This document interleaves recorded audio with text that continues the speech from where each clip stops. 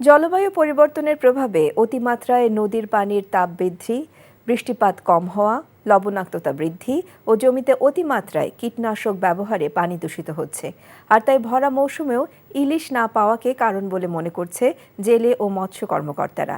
তাই ইলিশ শূন্য ভোলার মাছের আড়তগুলো। এদিকে ইলিশ না পাওয়ায় দেনায় জর্জরিত অসহায় জেলেরা। ভোলা থেকে আফজাল হোসেনের পাঠানো রিপোর্ট। দ্বীপ জেলা ভোলার চারপাশে মেঘনা, তেঁতুলিয়া এবং বঙ্গোপসাগর বেষ্টিত। তাই মাছ ধরেই জীবিকা নির্বাহ করেন এখানকার জেলেরা।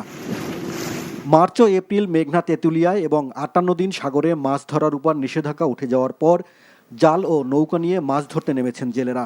তবে ভরা মৌসুমেও ইলিশের দেখা না পাওয়ায় হতাশ তারা। সারাদিন মনে করেন এই 4-5 হাজার টাকার মাছ বেশি, আমার খরচ হইলো 8-10 হাজার টাকা। এত টাকা মানে আমাদের খরচ পোষে না। 8-10-15 হাজার টাকা খরচ, তারপরে মাছ হয় 3-4 থেকে 5 হাজার টাকার মাছ হয়। এই বিদায় নদীতে আর যাই না।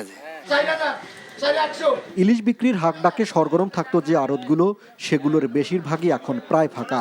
সামান্য কিছু ইলিশ আসলেও দাম ক্রেতাদের নাগালের বাইরে। জেলেরা খুশি না, মানে যা পায় বাজার খরচ হয় না, আমাকে আরকদারিও হয় না। জেলেদেরও লস, আমাদেরও লস। আর নদীতে পর্যাপ্ত ধরনের মাছ নাই, যারা সাগরে 8-5 দিন অবৈধ প্রহরে গেছে তারাও পর্যাপ্ত ধরনের মাছ পাইতেছে না। কাঙ্ক্ষিত ইলিশ না পাওয়ার কারণ হিসেবে জলবায়ু পরিবর্তন ও ফসলি জমিতে অতিরিক্ত মাত্রায় কীটনাশক ব্যবহারকে দায়ী করেছেন মৎস্য কর্মকর্তারা।